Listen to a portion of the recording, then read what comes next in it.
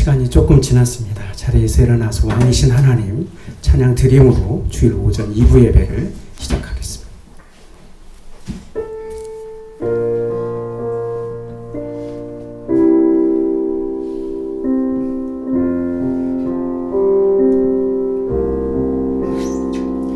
왕이신 나의 하나님, 내가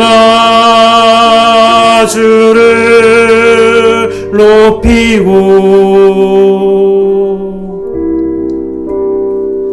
영원히 주의 이름을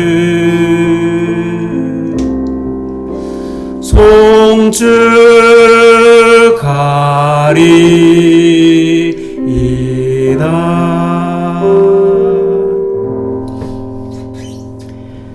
전능하사 천지를 만드신 하나님 아버지를 내가 믿사오며 그 외아들 우리 주 예수 그리스도를 믿사오니 이는 성령으로 인대하사 동정녀 마리아에게 나시고 본디오 빌라도에게 고난을 받으사 십자가에 못 박혀 죽으시고 장사한 지 사흘 만에 죽은 자 가운데서 다시 살아나시며 하늘에 오르사 전능하신 하나님 우편에 앉아 계시다가 저리로서 산자와 죽은 자를 심판하러 오시리라. 성령을 믿사오며 거룩한 공회와 성도가 서로 교통하는 것과 죄를 사하여 주시는 것과 몸이 다시 사는 것과 영원히 사는 것을 믿사옵나이다. 아멘. 찬송가 195장 찬송하겠습니다.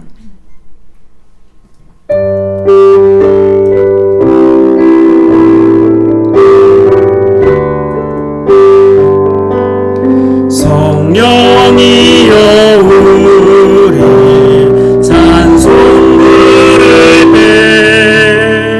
진심으로 찬양하게 하소서. 성령이여 우리 기도 드릴 때 우리 곁에 계셔 일러주소서. 성령이여 우리 성경 읽을 때 그 속에서 빛을 보게 하소서. 성령이여 우리 전도할 때에 지혜로운 말씀 주시옵소서. 성령이여 우리 겸손해져서 우리 주와 같이 되게 하소서.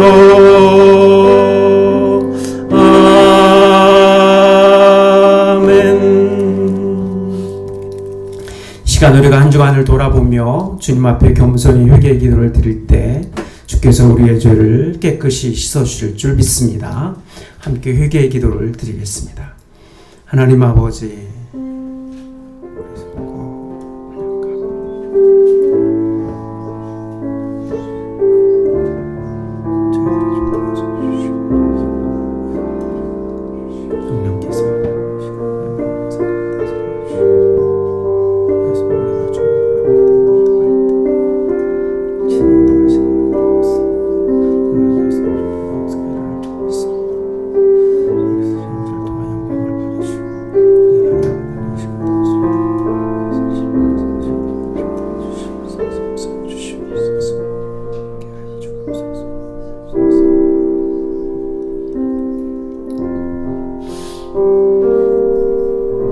내가 그들의 악행을 사하고 다시는 그 죄를 기억하지 아니하리라. 여호와의 말씀이니라. 아멘. 주님께서 우리의 죄를 용서해 주셨습니다. 자리에 앉으시기 바랍니다. 박종순 장로님 기도해 주시겠습니다.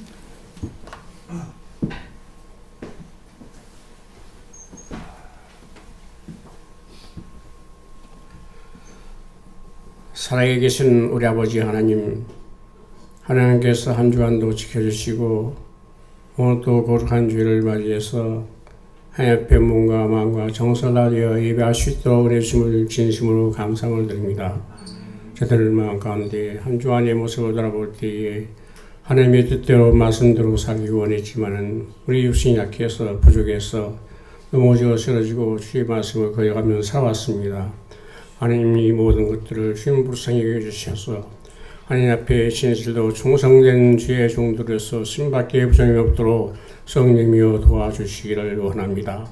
이한 시간도 주 앞에 간절히 감사하기는 사랑하기 우리 이 나라의 민족을 통해서 하나님 영광 받아주시고 이런 코리아 이루를 통해서 많은 어려움과 고통 중에 있는 귀한 분들 많이 계신데 아버지 말로서 이런 모든 질병 문제가 해결되게 하시고 떠나가게 하시고 정말로 우리 사랑하는 대한민국에 정말로 평안한 가운데 잘 지나갈 수 있도록 성령 인도해 주시기를 원합니다. 특별히 기도하기는 우리 사랑귀한 은혜교회를 통해서 하나님 영광 받아주시고 정말 이곳에 많은 주한 영혼 생명들을 구원의 방주가 되게 하시고 이 교회를 통해서 하고자 하는 모든 가운데 행을마다 아버지의 뜻대로 말씀대로 움직여가는 귀한 우리 은혜교회가 될 수 있도록 성령 인도해 주시옵소서. 오늘 돌아가신 귀한 시간 우리 사랑귀한 목사님 말씀도 다주실 텐데 말씀 위에 놀라운 은혜가 있게 하여 주시고 말씀을 통해서 은혜가 있게 하시고 말씀을 통해서 우리 성도들이 아멘을 받을 수 있는 귀한 시간 될 수 있도록 성령이 붙잡아 주시옵소서. 모든 걸 맡겼고 우리 주 예수님 이름으로 기도합니다. 아멘.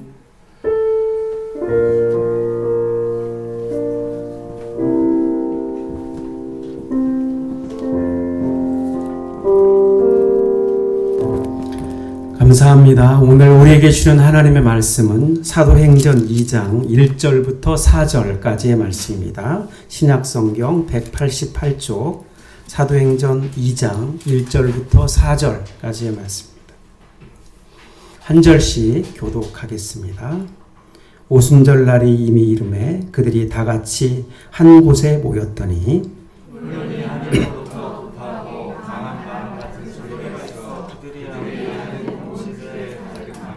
마치 불의 혀처럼 갈라지는 것들이 그들에게 보여 각 사람 위에 하나씩 임하여 있더니 그들이 다 성령의 충만함을 받고 성령이 말씀하심을 따라 다른 언어로 말하기를 시작합니다. 아멘. 이 말씀이 먼저 우리에게 은혜가 되기를 원합니다. 약할 때 강함 되시네. 함께 찬양 드리고 말씀을 듣겠습니다.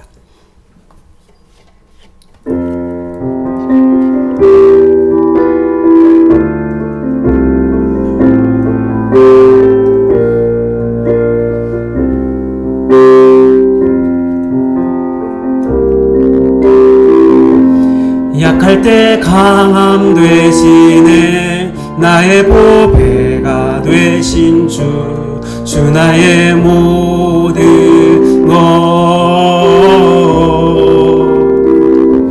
주 안에 있는 보물을 나는 포기할 수 없네. 주 나의 모든 것. 예수 어린 양 존귀하니를.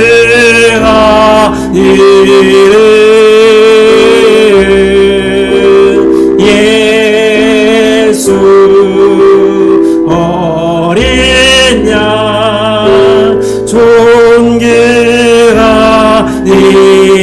십자가 죄 사하셨네.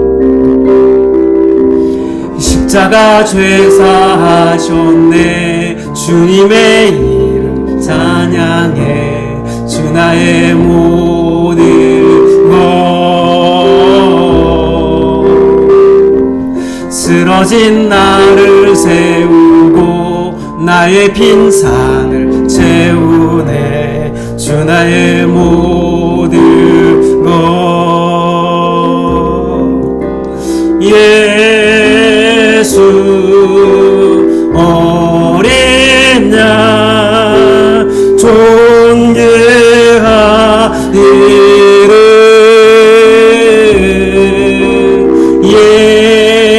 예수 어린 양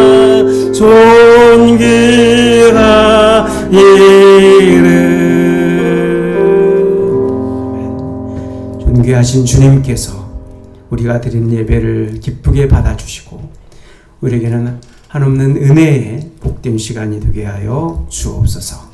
예수님의 이름으로 기도하옵나이다. 아멘. 할렐루야. 주님 앞에 나오신 여러분을 축복합니다. 또 늦지만 가정에서 예배드린 여러분을 축복합니다. 우리 가족들과 지체들과 함께 인사하겠습니다. 잘 오셨습니다. 건강한 한 주 되세요. 네, 봄이 되었는데 우리가 마음껏 활짝 이렇게 웃을 수 없는 아픔이 있습니다. 오늘 위대한 사명의 시작 5번째 시간 제목을 한번 따라서 해봅니다. 위대한 사명의 시작. 성령 충만으로 사랑하라. 유튜브 영상에 약간 문제가 생겨서 죄송합니다. 하나님께서 또 이것들을 통해서 주신 은혜가 있을 줄로 믿습니다. 코로나19로 인해서 아직도 많은 사람들이 힘들어하고 있습니다. 이들이 원하는 게 뭘까요? 불안의 안개가 걷히고 평온한 일상이 오기를 기다리고 있죠. 언제 우리가 마음껏 웃으면서 환하게 봄꽃을 볼 수 있는 날이 올까요? 나태주 시인은 꽃필 날이라는 시에서 이렇게 노래합니다. 내게도 꽃필 날 있을까? 그렇게 묻지 마라. 언제든 꽃은 핀다. 문제는 가슴의 뜨거움이고 그리움, 기다림이다. 문제는 어디에 있어요? 가슴의 뜨거움, 그리움, 기다림이다. 결국 문제는 우리가 간절한 마음으로 참고 기다릴 수 있느냐 하는 것이죠. 그렇다면 그 꽃필 날을 우리는 어떻게 기다릴 수 있을까요? 일본의 작가인 와시다 기요가츠라는 분은 기다린다는 것이라는 책에서 이렇게 말합니다. 기다림에는 기대나 바람이나 기도가 내포되어 있다. 아니, 내포되어 있어야 한다. 그런 뜻에서 기다림이란 껴안는 것이다. 고통도 아픔도 다 껴안는 것이죠. 기다림은 기다리고 또 기다려도 응답이 없었다는 기억을 끊임없이 지움으로써만 유지할 수 있다. 다 기다렸다, 끝까지 기다렸다는 생각을 끊임없이 내버리지 않으면 기다림은 있을 수가 없다. 기다림의 보람 없음, 그것을 잊어버릴 때 비로소 사람은 기다릴 수 있다. 그러니까 어떻게 기다려야 돼요? 아무리 기다려도 안 되는구나 이런 생각을 버려야 기다릴 수 있어요. 소망을 가지고 마침내 꽃필 날을 기대하면서 끝까지 기다림의 보람 없음을 잊어버리고 기다려야 된다는 것이죠. 오늘 마가의 다락방에 모인 120명의 제자들의 마음도 똑같았을 것 같아요. 그들이 모인 이유가 뭡니까? 예루살렘을 떠나지 말고 아버지께서 약속하신 것을 뭐해라? 기다려라. 아버지께서 약속하신 것이 뭐였습니까? 성령의 강림, 성령의 임재였죠. 그 성령 강림이 언제 이루어졌습니까? 자, 1절 같이 봅니다. 오순절 날이 이미 이름에 그들이 다 같이 한 곳에 모였더니 아멘. 무슨 날이 이루었어요? 오순절 날이 이루었어요. 그들이 주님의 약속을 믿고 오순절 날까지 기도하며 기다렸을 때 그때 이루어졌어요. 이미 이름에 라는 이 말은 단순히 시간적으로 오순절 날이 되었다 이런 뜻이 아닙니다. 여기에 이름에 라는 말의 헬라 원어는 심플레로라는 말인데 무슨 뜻이냐면 가득 채우다, 완전하게 채우다 이런 뜻이에요. 무슨 뜻일까요? 그날을 간절히 고대한 시간, 인내한 시간, 수고한 시간, 그 시간들을 꽉 채웠다는 거예요. 그 꽉 채우지 않으면 열매가 맺히지 않는 거예요. 아이가 엄마 뱃속에서 280일을 꽉 채우고 나올 때 건강한 아이가 나오는 것이죠. 주님이 예정하신 시간, 우리에게 가장 선하고 아름다운 때가 찼을 때라는 오순절 성령 강림은 즉흥적으로 이루어진 사건이 아니었다는 겁니다. 만물을 창조하시고 다스리신 하나님의 선하신 계획을 따라 이루어진 일이라는 거예요. 그래서 성령 강림은 기다림으로 찾아온 기쁨이었습니다. 따라서 합니다. 기다림으로 찾아온 기쁨. 기다림으로 찾아온 기쁨이었어요. 자, 여기에 오순절이라는 이 절기가 등장을 하죠. 유대인들이 가장 중요하게 여기는 세 개의 절기가 있죠. 그죠? 하나는 뭡니까? 유월절. 그 다음에 또 하나, 오늘 나온 오순절. 또 하나 무슨 절이 있습니까? 장막절. 이렇게 세 개의 절기가 있어요. 이때는 모든 유대인들이 다 예루살렘으로 모여듭니다. 이 짧게는 일주일에서 길게는 50일까지 그 절기를 지키고 대명절처럼 지키는 거죠. 온 세계에 흩어져 있는 유대인들이, 그리고 이방인들이라도 유대교로 개종한 사람들이 전부 이 절기가 되면 예루살렘으로 모이는 거예요. 엄청난 절기예요. 그런데 이 중요한 세 절기 중에서 왜 오순절에 성령님이 임하셨는가? 왜 오순절 성령 강림을 기점으로 교회가 탄생했는가? 이유가 있다는 거예요. 자, 세 개의 절기 첫 번째 뭐였죠? 유월절.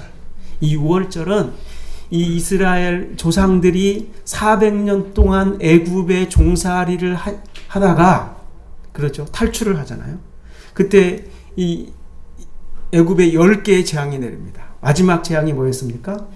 사람과 가축의 장자들, 첫 것들이 죽는 거였죠. 그렇지만 너희들은 양의 피를 이 문설주와 임방에 발라라. 그러면 이 죽음의 기운이 어떻게 될 것이다? 넘어갈 것이다. 그래서 6월이죠. 넘어간다. 그래서 6월절이 되면 어떻습니까? 그때의 아픔, 그때의 고난을 기념하는 것이죠. 그래서 일주일 내내 허리를 띠고 신발을 신고 군장을 베고 지팡이를 짚고 뭘 먹어요? 쓴나물을 먹는 거예요. 쓴나물. 쓴나물 먹고 싶어요? 네. 얼마나 써요. 그러니까 영적으로는 의미가 크지만 육신적으로는 고통스러운 절기죠. 고통스러운 절. 또 하나는 장막절이 있었어요. 장막절은 무슨 절기냐? 이스라엘 백성이 출애굽을 해서 광야에 40년 동안 방황을 하죠. 그죠? 이 광야에서 방황했던 그 시간들을, 그 고난을 생각하는 거예요. 그래서 장막절이 되면 이스라엘 백성들이 전부 어디로 나가냐면 천막 하나씩을 들고 광야로 나가요. 사막으로 나가요. 그 뜨거운 사막에 천막을 짓고 일주일 동안 지내는 거예요. 상상을 한번 해보세요. 나는요 몸이 아파서 도저히 사막까지 못 갑니다. 그러면 어떻게 해야 되냐면 자기 집 마당에다라도 천막을 쳐야 돼요. 그때는 자기 집 안방에서 편하게 잠을 잘 수 있다 없다? 없다. 나가야 돼요.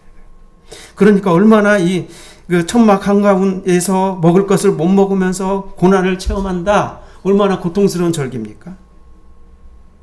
그런데 오늘 오순절은 좀 달라요. 자, 오순절 하면 다른 말들이 여러 가지가 있죠. 생각나는 게 뭐가 있습니까? 뭐 칠칠절도 있고, 뭐 성령 강림절도 있고, 또 우리가 지금 지키고 있는 절기가 하나 있죠. 무슨 절기입니까? 맥추감사절. 맥추감사절. 그들이 농사를 지어서 처음으로 추수하는 곡식, 이 보리죠, 보리. 그 촉박한 땅에서 생각을 해보세요. 사막을 견디고 돌밭을 이기고 가시덤불을 해치고 처음 수확한 그 보리로 하나님께 감사의 제사를 드리는 겁니다. 얼마나 기쁘겠어요. 그러니 수확한 보리의 첫 것으로 감사의 제사를 드리고 뭐 하는 거예요? 축제를 하는 거예요. 축제. 온통 기쁨의 축제, 즐거운 축제를 하는 것이죠. 얼마나 감격스럽겠어요. 그러니까 6월절과 장막절, 이것과는 다른 거예요. 오순절. 이 오순절은 고통스러운 6월절이나 장막절과 달리 가장 기쁘고 즐거운 축제였어요. 그래서 이 오순절 성령 강림은 어떻습니까? 예수님의 고난과 죽음, 부활과 승천, 그리고 더 나아가서 성령 강림에 대한 간절한 기다림과 고난의 시간을 통과한 사람들, 그들이 누리는 구원의 기쁨, 구원의 기쁨. 따라서 합시다. 기다림으로 찾아온 기쁨. 기다리면 기쁨이 찾아온다. 이렇게 기다림으로 찾아온 기쁨, 이것을 신학자 러셀 무어는 어떻게 표현하느냐? 십자가를 통과한 용기라고 표현해요. 따라서 해볼까요? 십자가를 통과한 용기. 그래서 이분은 이렇게 말해요. 삶은 매 순간이 위기다. 네. 광야의 한복판에 있는 듯 막막하고 방향을 잃은 것 같이 느껴지기도 한다. 그러나 예수가 보이신 길이 있다. 예수가 보이신 길. 어떻게 이 길을 갈 수 있는 용기를 얻을 수 있는가? 오직 십자가에 못 박힌 사람만이 일어설 용기를 가질 수 있다. 우리의 용기를 송두리째 뒤흔드는 두려움, 수치심, 깨어짐, 연약함, 외로움, 불의, 실패는 십자가 앞에서만 해결이 된다. 절망의 밑바닥인 광야에서 하나님을 만나는 순간 확신, 소명, 온전함, 견고함, 연합, 정의의 자리로 나아갈 수 있다. 십자가의 길이란 깨어짐을 통해 온전함으로, 외로움을 통해 공동체로, 약함을 통해 강함으로, 실패를 통해 미래로 가는 것이다. 할렐루야. 이 말씀을 제가 읽으면서 은혜를 받았어요. 저도 이렇게 평일날 교회에 나와서 뭐 성경도 읽고 또 신앙서적도 있고 설교 준비를 하다 보면 영적으로 외로워요. 요즘에는 뭐 누구를 만나기도 힘들잖아요. 그죠? 그때 주님의 십자가를 묵상하는 거예요. 주님이 십자가에서 얼마나 외로우셨을까. 그런데 그 십자가를 지셨기 때문에 우리가 지금 이렇게 있는 것 아니에요. 십자가를 통해 약한 자가 강해지고 실패를 통해 미래로 가는 줄 믿습니다. 그 길을 찾고 그 길을 함께 격려하고 용기를 얻기 위해서 우리가 하는 일이 뭐냐? 1절에 나오는 그들이 다 같이 한 곳에 모였더니에요.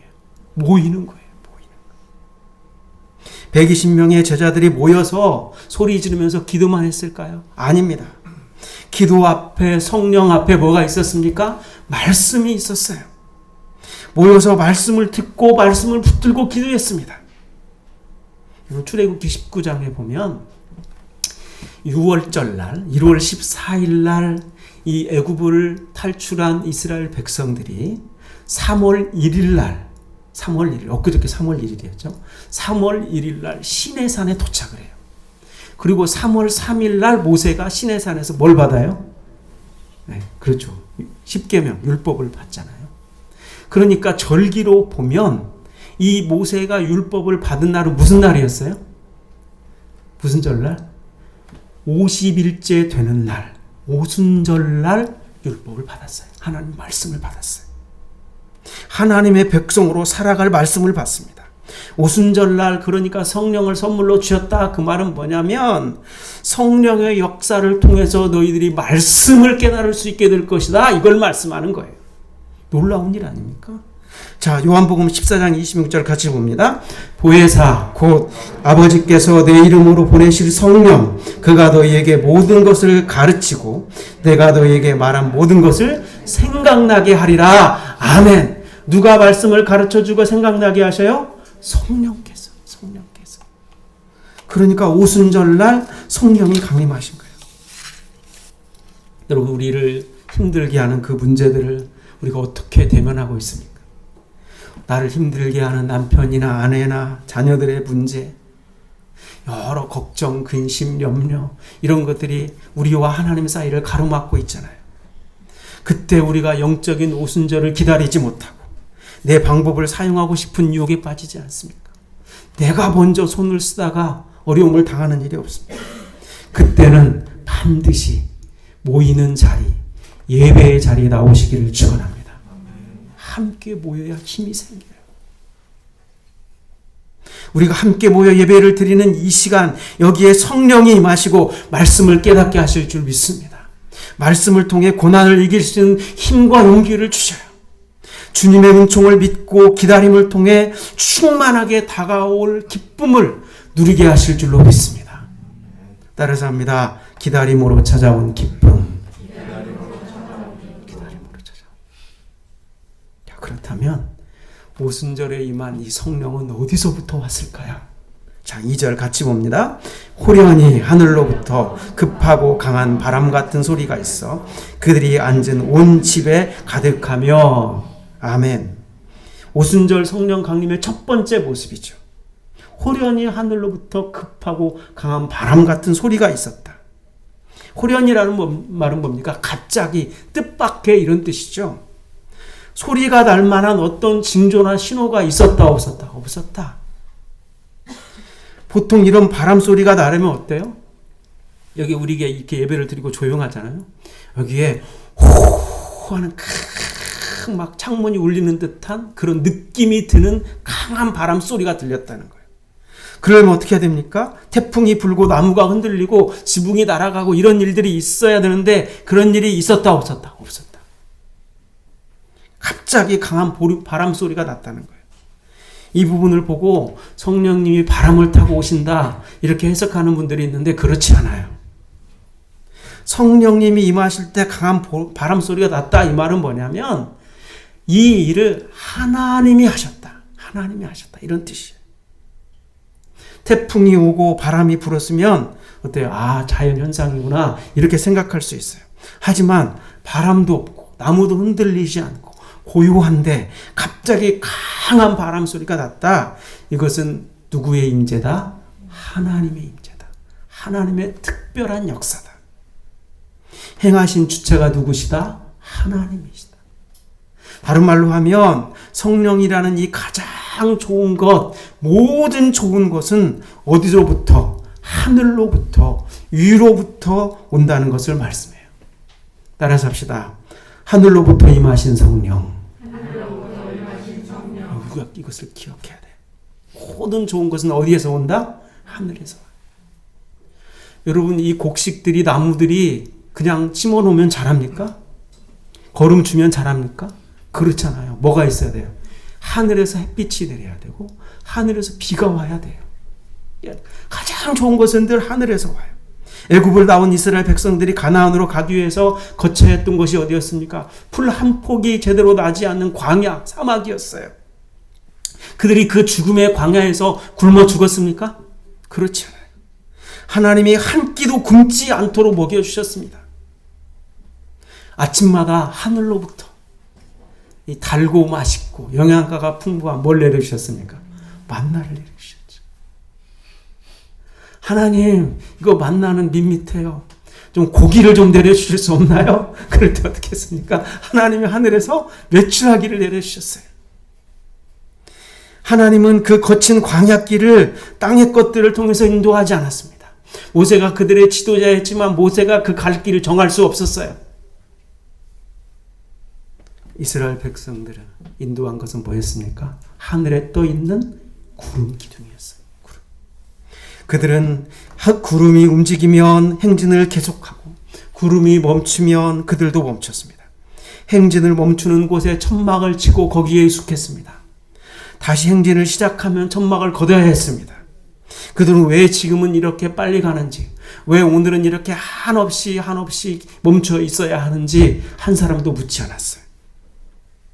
순순히 구름 기둥의 인도를 따라갔습니다. 어떻게 그럴 수 있었을까요?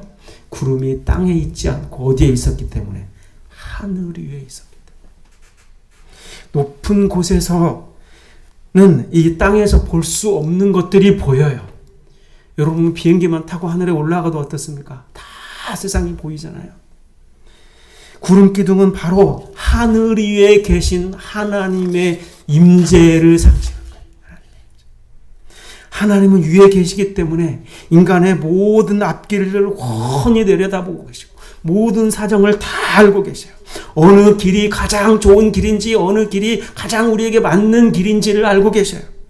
그래서 이스라엘 백성들은 순종한 겁니다. 어떤 경우든지 위에 계신 하나님께서 자신들을 위해 결정하신 것이 최고의 은혜라는 것을 깨달았기 때문입니다. 따라서 합시다. 하늘로부터 임하신 성령. 자, 성령 강림의 두 번째 모습은 불의 혀 같은 것들의 임재였어요. 3절 같이 봅니다. 마치 불의 혀처럼 갈라지는 것들이 그들에게 보여 각 사람 위에 하나씩 임하여 있더니. 아멘. 불의 혀처럼 갈라지는 것들이 임했다. 그러니까 이거는 불 같기도 하고 혀 같기도 하고 불이 아닌 것 같기도 하고 혀가 아닌 것 같기도 하고. 예. 자, 불이 임했으면 여러분 이곳에 진짜 불이 임하면 어떻게 될까요? 벌쩍벌쩍 뛰는 거죠. 머리가 타거나 이 방이 타거나 타는 거예요. 그런데 그렇지 않았다는 거예요. 그 불로 거기 모인 사람들의 머리가 타거나 불이 붙지 않았어요. 여러분 이스라엘 백성들에게 불의 의미는 뭐냐면 하나님의 임재를 가리킵니다. 자, 모세가 80세에 하나님께 소명을 받죠. 그때 호렙산으로 가잖아요. 떨기나무가 있는데 그 떨기나무에 뭐가 붙었어요? 불이 붙어서 활활 타고 있어요. 그런데 이게 떨기나무가 타가지고 사라져요? 그렇지 않아요. 불만 활활 타고 있는 거예요. 모양만 불이지 불처럼 뜨겁거나 뭘 태우지 않았어요. 이전까지 성령님 이렇게 특별히 선택한 사람들에게 이 성령이 임했습니다. 그런데 이제 오순절의 성령 강림은 거기 모인 모든 사람들에게 임했어요. 여기 모인 우리 모두에게 성령이 충만히 임하실 줄 믿습니다. 이거예요. 성령님은 하나님의 선택을 받은 백성 모두에게 임하신다는 거예요. 우리가 이렇게 힘들지만 신앙의 끈을 놓지 않고 교회에 나와서 예배를 드리고 있는 이것은 우리 안에 누가 계시기 때문이에요? 성령님이 계시기 때문에.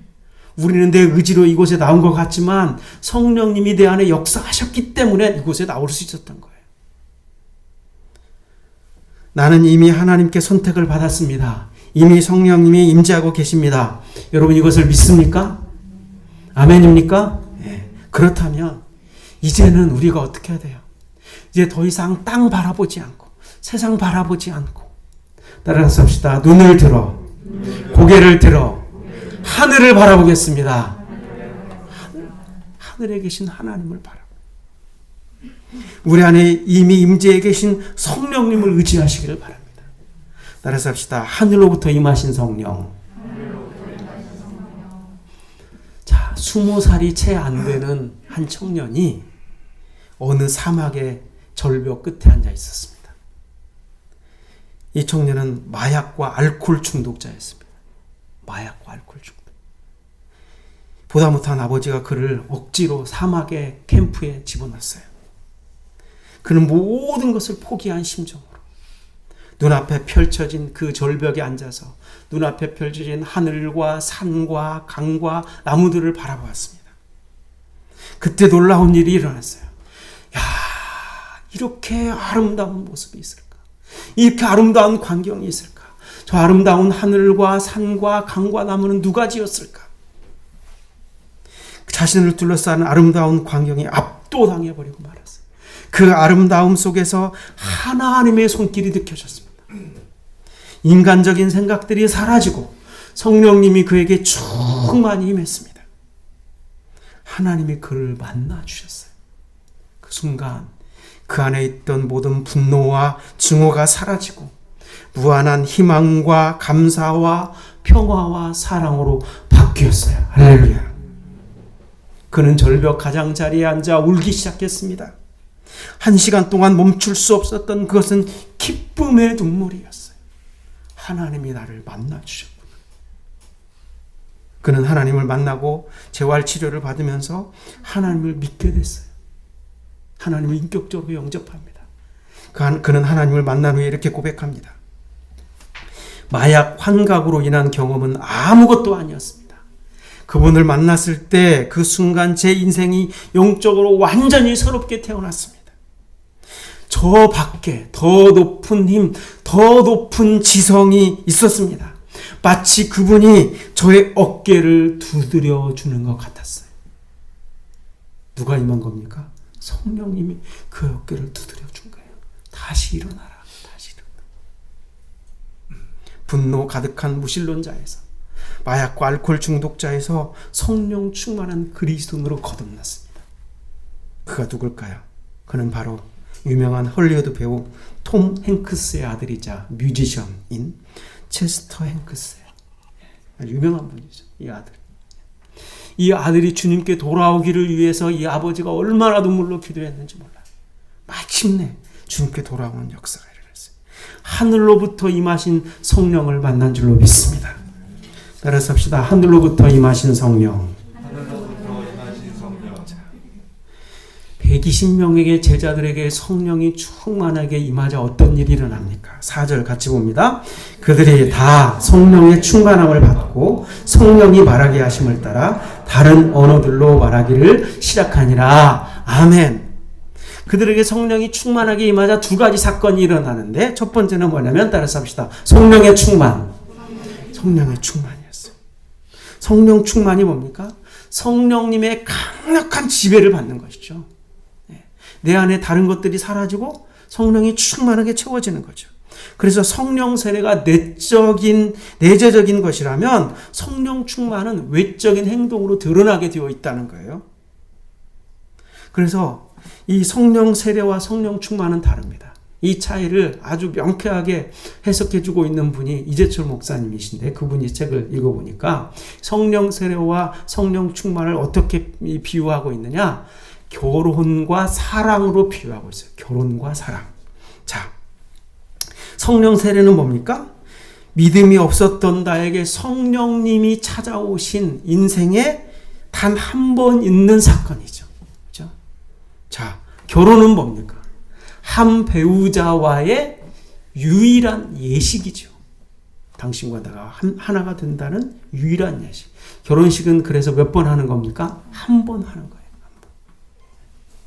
사랑해서 결혼을 했지만 결혼했다고 사랑이 저절로 깊어지지 않아요. 결혼했기 때문에 그 순간부터 어때요? 부부는 매일매일 더 사랑이 깊어져야 하고 그래서 그 사랑의 훈련을 날마다 하는 겁니다. 성령 세례와 성령 충만도 마찬가지예요. 우리가 교회에서 받는 물 세례처럼 성령 세례도 한 번 받아요. 하지만 이 세례가 왜 중요합니까? 왜 세례를 받아야 됩니까? 그것은 단 한 번이지만 내가 그리스도인이 되었다는 표식이기 때문이에요. 표식. 우리가 세례를 받아야 하는 이유가 여기 있어요. 자, 결혼식을 하고 나면 마음가짐이 달라지죠. 책임감이 생기죠. 내게 식구가 생겼구나. 내게 책임져야 할 사람이 생겼구나. 그래서 마음이 새로워져요. 세례를 받으면 똑같아요. 주님에 대한 마음이 새로워지죠. 주님을 사랑하는 마음이 깊어지기 시작하는 겁니다.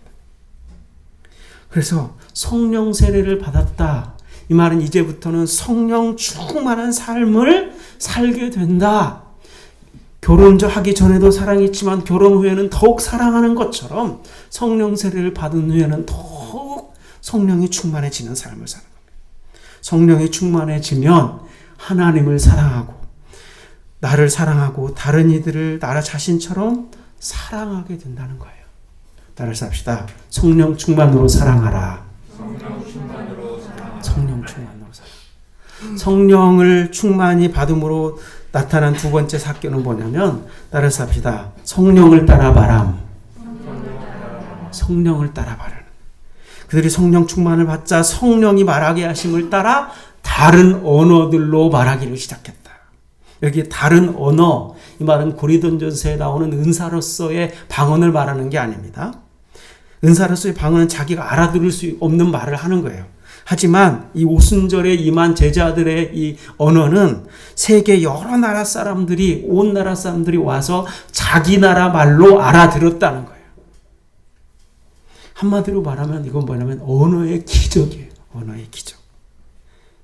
여러분 생각해 보십시오. 이스라엘의 가장 북단 땅끝 갈릴리 마을에 살고 있던 보잘것없는 그 제자들, 이 사람들은 한 번도 외국어를 배워본 적이 없어요.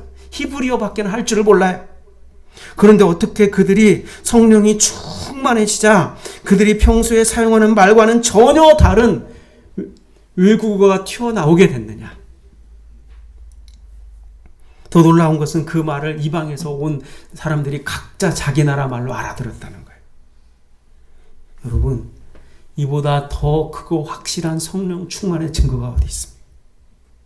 이것은 성령 충만을 받은 제자들이 앞으로 삶과 선교의 지경을 넓혀간다. 교회를 세우고 이 온천에 복음을 전한다. 이런 선교적인 사명과 깊은 관련이 있죠. 또 하나, 여기 다른 언어들이라고 말할 때 이 언어는 헬라어로 뭐냐면 글로사라는 말인데, 글로사라는 말이 똑같은 말이 어디에 나오냐면 3절에 불의 혀처럼 갈라진다 할 때 혀와 똑같은 말이에요. 무슨 뜻입니까? 언어라는 말은 글로사인데 이 말은 뭡니까? 하늘로부터 임한 혀. 하늘로부터 임한 혀는 누구의 혀입니까? 성령의 혀죠. 주님의 혀죠. 주님의 혀. 그래서 성령 충만한 사람은 자기 혀가 아니라 주님의 혀로 말하는 사람이다. 내가 하고 싶은 말만 하는 이기적이고 교만한 혀가 아니라 주님이 말하는 것처럼 주님의 혀로 말하는 것처럼 말한다. 주님이 하고 싶은 말, 주님의 마음으로 하는 말을 하게 되니 이 언어는 어떤 언어예요? 겸손과 사랑의 언어라는 거예요. 여러분, 사람들이 왜 싸워요? 말이 안 통하기 때문에 싸우는 거 아닙니까? 대화의 단절 때문이죠. 여러분, 그동안은 제자들조차 서로 마음이 안 통했어요. 그래서 전부 자기 중심적이에요. 서로 자기가 높다고, 높은 자리 차지해야 된다고 싸우지 않습니까? 하지만 성령의 충만을 받자 주님의 혀로 말하는 것처럼 언어가 달라졌어요. 각 나라 방언으로 듣는 것처럼 자신의 말이 아니라 상대방에게 맞춘 말, 공감하는 말, 이해가 되는 말, 사랑의 말을 하게 된 줄로 믿습니다. 이게 성령 충만하면 나타나는 일이에요. 오랫동안 주님을 믿고 주님의 말씀대로 살았습니다. 그런데도 나의 혀가 아직 달라지지 않았습니다. 그렇다면 어찌 성령 충만한 사람이라고 할 수 있겠습니까? 저도 이 말씀을 준비하면서 저 자신을 돌아봤어요. 아직도 내가 성령이 온전히 충만하지 못했구나. 여러분, 제자들처럼 성령이 충만해지면 가장 먼저 달라지는 게 뭐예요? 혀가 달라져요. 말이 달라진다는 거예요. 그래서 성령 충만한 사랑입니다. 따라서 합시다. 성령 충만으로 사랑하라. 성령 충만으로 사랑하라. 자, 여러분, D.L. 무디라고 여러분 아시죠? 미국의 유명한 부흥사죠. 복음 전도자죠. 그때 이분과 복음 운동을 함께 했던 분이 누구냐면 미국의 R.A. 토레이 목사님이라는 분인데, 이분은 지금도 이 강원도 태백에 가면 예수원이라는 이 일하는 공동체가 있잖아요. 거기를 섬겼던 이 대천덕 신부님이라고 계셔요. 그죠? 생각나시죠? 이분의 할아버지예요. R.A. 토레이 목사님이. 근데 이분은 언제든지 아침에 일어나면 가장 먼저 한 기도가 있어요. 그건 뭐냐면 성령 충만을 위한 기도였습니다. 아침마다. 하나님, 성령 충만하게 도와주십시오. 성령 충만하지 않으면 오늘 하루도 나는 너무나 쉽게 흔들릴 수 있는 사람이기 때문입니다. 하나님, 제가 성령 충만하다고 느끼지 못할 때 함부로 말하지 않도록 도와주십시오. 성령 충만하지 않을 때 말하면 실언이 되고 사람들에게 상처를 주기 쉽기 때문입니다. 하나님, 제가 성령 충만하지 않을 때 제 인생의 중요한 결정을 하지 않도록 도와주십시오. 성령 충만하지 않으면 저의 결정이 잘못될 가능성이 항상 있기 때문입니다. 그러니까 우리가 뭘 위해서 기도해야 돼요? 성령 충만. 성령 충만하지 않을 때 뭔가 결정하지 않으면 안 돼요. 마음이 공고할 때, 배고플 때, 힘들 때 뭔가를 결정하면 안 돼요. 실수하게 되겠다. 왜 성령 충만해야 됩니까? 성령 충만해야만 자신과 나와 다른 이들을, 하나님을 진실로 사랑할 수 있기 때문에 그래요. 따라서 합시다. 성령 충만으로 사랑하라. 성령 충만. 자, 말씀을 정리합니다. 120여 명의 제자들의 성령 세례와 성령 충만은 뭐였습니까? 기다림으로 찾아온 기쁨이었습니다. 내 생각과 고집을 내려놓고 하나님의 약속을 믿고 기도하며 기다릴 때 오순절 첫 수확의 기쁨처럼 성령의 열매를 맺는 기쁨이 찾아올 줄로 믿습니다. 성령의 임재는 하늘로부터 임하신 주님의 선물이었습니다. 하나님 메마른 광야를 건너서 이스라엘 백성들을 구름 기둥으로 인도해 주셨습니다. 혹시 앞이 안 보일 만큼 광야 같은 삶을 살고 있다고 느끼는 분들이 계십니까? 반드시 성령 충만케 해주시라는 약속의 말씀을 붙들고 하늘을 바라보고 간절히 기도하는, 그래서 하늘에서 내리는 성령의 충만한 능력을 힘으시기를 축원합니다. 성령 충만할 때 우리 안에 하나님과 이웃을 향한 사랑이 풍성해지고 언어가 변하고 삶이 변하는 놀라운 역사가 일어날 줄 믿습니다. 이번 주간에는 우리가 이렇게 기도했으면 좋겠습니다. 따라서 합시다. 성령 충만하게 하옵소서. 따라서 합시다. 성령 충만으로 사랑하게 하옵소서. 성령 충만해서 가족들에게 이웃들에게 사랑을 한 가지씩이라도 전해줄 수 있기를 바랍니다. 하나님이 내려주시는 성령 충만한 능력으로 이전보다 더욱 사랑하고 먼저 내 입술의 말이 아름답게 변화되고 삶이 변화되는 놀라운 역사를 경험하시기를 주님의 이름으로 축원합니다. 기도하겠습니다. 성령님, 예배하는 이곳에 주님의 성령이 충만히 임재하여 주시옵소서. 성령의 능력으로 우리가 사랑하게 하여 주시옵소서. 성령의 충만한 은혜를 사모하며 하늘을 바라보며 주님을 의지하며 기도하게 하옵소서. 성령 충만케 하옵소서. 성령 충만으로 사랑하게 하옵소서. 그 사랑을 실천하는 한 주가 되게 하여 주옵소서.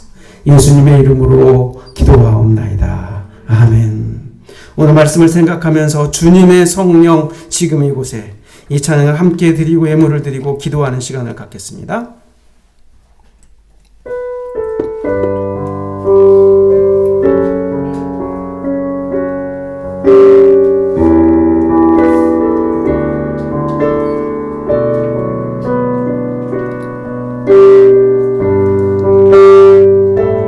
주님의 성령, 주님의 성령, 지금 이곳에 임하소서.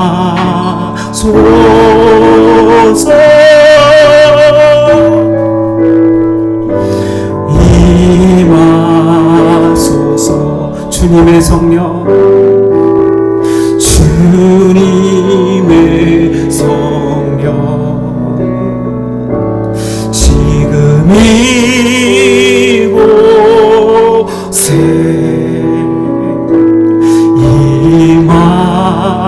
임하소서.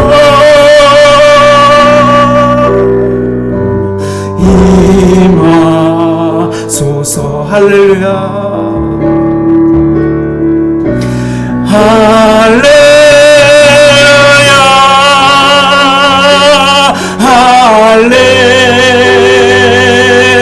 할렐루야.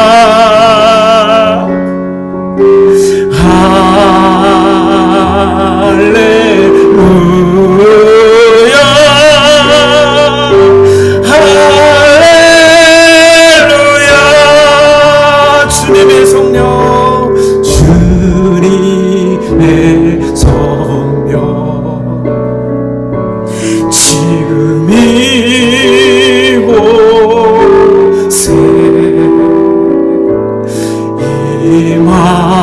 임하소서.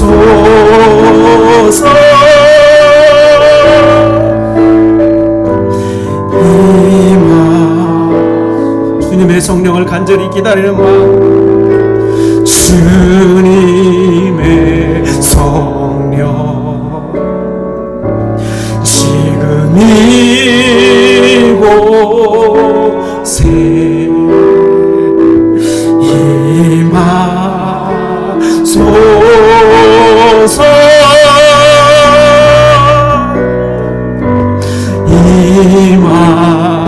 임하소서. 할렐루야. 할렐루야. 할렐루야. 할렐루야.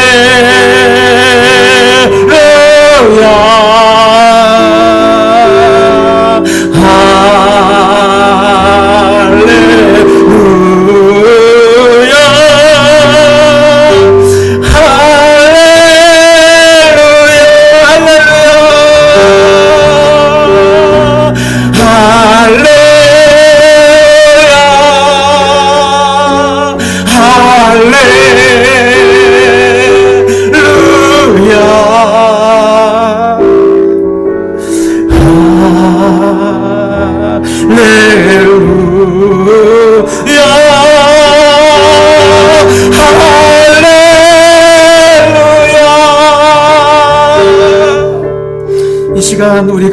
말씀을 생각하며 기도할 때 120명의 제자들이 간절히 기도하며 기다렸을 때 성령 충만의 기쁨이 찾아왔습니다. 하늘로부터 임하신 성령은 우리를 사랑의 사람으로 만들고 그 충만함으로 우리의 혀가 바뀌고 말이 바뀌고 삶이 바뀌는 역사를 일으킨 줄 믿습니다. 우리 안에 성령님이 충만히 임재하여 주시옵소서. 예배하는 곳에 모이는 곳에 성령님이 충만히 임재하여 주셔서 성령의 사람으로 살아가기를 원합니다.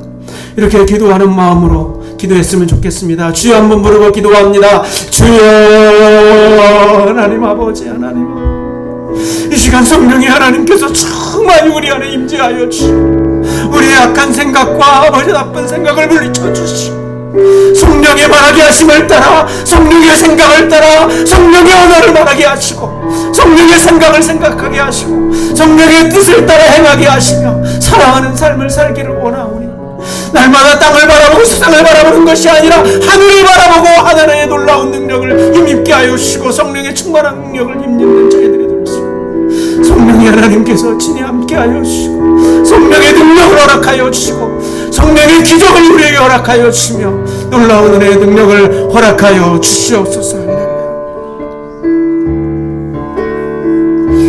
할렐루야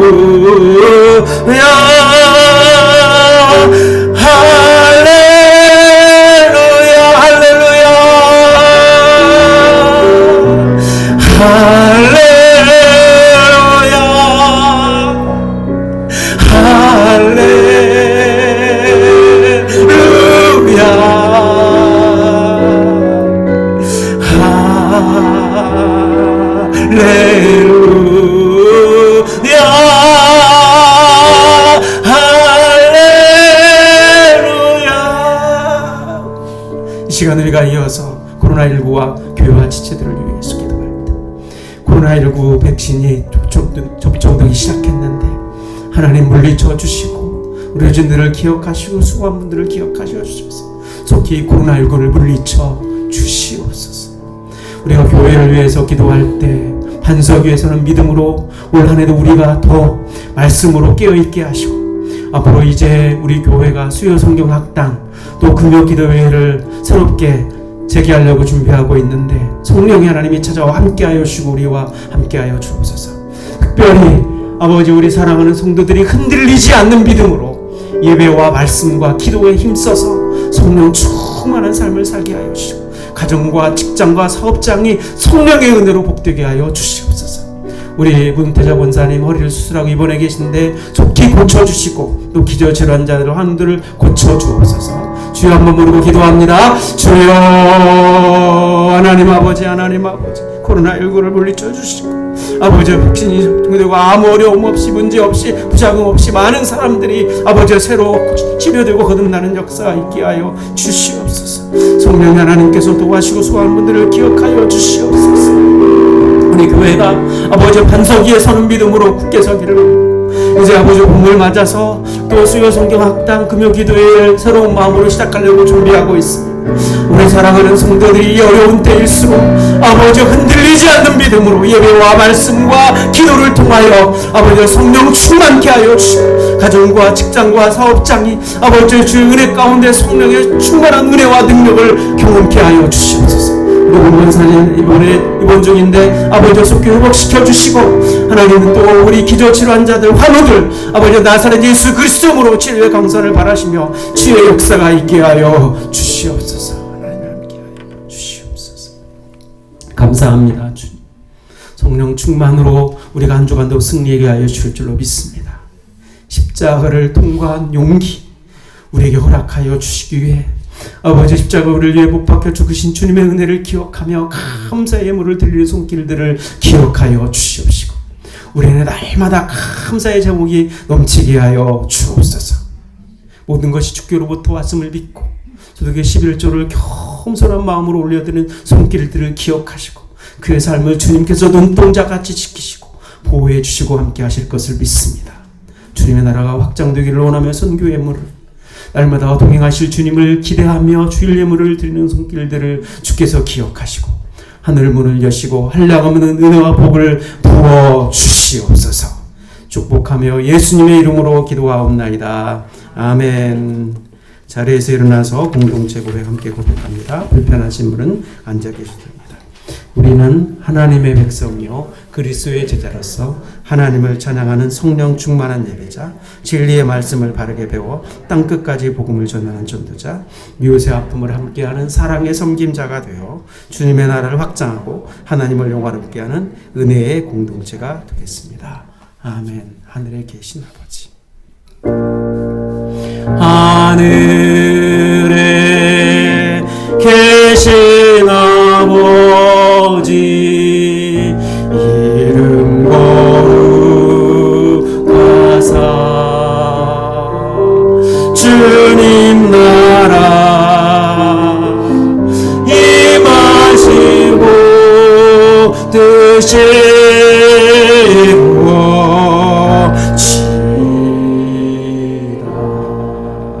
일용할 양식 주시고 우리들의 큰 죄 다 용서하시고 또 시험에 들게 마시고 악에서 구원하소서.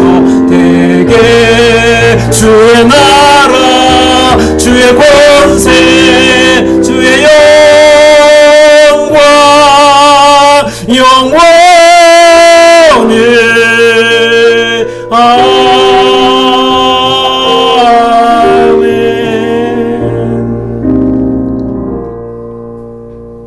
여호와는 내게 복을 주시고 너를 지키시기를 원하며 여호와는 그 얼굴을 내게 비추사 은혜 베푸시기를 원하며 여호와는 그 얼굴을 내게로 향하여 드사 평강 주시기를 원하노라. 아멘.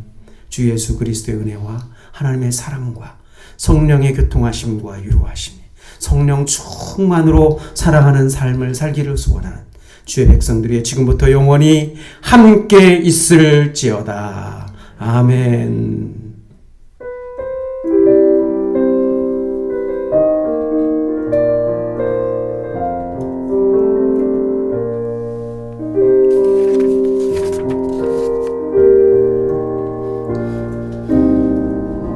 앉으시기 바랍니다. 광고 말씀드리겠습니다. 오늘 예배에 참석하신 여러분을 축복하고 가정에서 예배드린 여러분을 축복합니다. 영상에 약간 문제가 생겨서 늦게 예배드린 분들을 죄송하게 생각을 합니다. 우리 옆 사람과 우리 지체들과 가족들과 인사하겠습니다. 주의 이름으로 축복합니다. 성령 충만해서 사랑합시다. 말씀 사랑 운동 우리가 시작했는데요. 드디어 첫 번째 성경 일독자가 나왔습니다. 그래서 이번 주에 이제 드디어 온도계를 1도짜리 온도계를 달게 됐는데 우리가 제가 기도하면서 이렇게 그럼 그분들에게 어떻게 위로하고 선물을 할 수 있을까 생각을 하다가 기도하는 중에 얼마 전에 기독신문을 보니까 대한성서공회에서 아프리카에 성경 보내기 운동을 한다고 하더라고요. 그래서 제가 직접 전화를 해봤어요. 아프리카에 성경 한 권을 보내려면 얼마가 됩니까? 얼마 들까요? 한 권 보내는데 5,000원이 들어요. 그래서 제가 그러면 성경 일독하신 분의 이름으로 우리 교회에서 성경 일독하신 분의 이름으로 아프리카에 성경을 2권씩 보내겠습니다. 성경 일독할 때마다. 그래서 드디어 오늘 한 분이 나오셨는데 그분 이름으로 대한성서공회에다 아프리카에 성경 보내기 2권을 보냅니다. 근데 그분이 감동을 받아서 자기도 보내겠다고 또 해가지고 4권을 보냅니다. 그분이 또 했기 때문에. 그래서 여러분이 성경을 일독할 때마다 아프리카에 성경이 몇 권씩 간다? 2권씩 간다. 저도 조금 있으면 읽을 것 같은데 힘을 내셔서 1도, 2도 계속해서 올렸으면 좋겠다는 생각을 합니다. 학습세례 입교 공부 오늘부터 3주간 진행됩니다. 풍성한 삶을 위한 3, 4월 추천도서 그리스도인은 누구인가 김남준 목사님의 책인데 제가 그 책을 읽고 엄청 은혜를 받았어요. 근데 조금 어려워요. 그래서 3, 4월 2달 동안 읽었으면 좋겠다라고 생각을 합니다. 읽고 은혜를 받으시길 바랍니다. 아까 기도 시간에 잠깐 말씀을 드렸지만 수요 성경학당 금요 기도회를 준비하기 위해서 기도하고 있습니다. 날짜가 언제가 될지는 아직 몰라요. 왜냐하면 단계를 보고 해야 되기 때문에. 그러나 되도록이면 빨리 시작을 하려고 합니다. 여러분의 기도를 부탁을 드립니다. 우리 문태자 권사님이 허리 수술하고 성도로 베드로 병원에 입원 중인데 속히 회복될 수 있도록 기도해 주시고, 이번 주간에 퇴원을 하시면 주일날 잠깐 몇 분이라도 가서 배웠으면 좋겠다, 이런 생각을 해봅니다. 다른 말씀은 주보를 참조하시기 바랍니다. 주님께 영광의 박수 올려드립니다.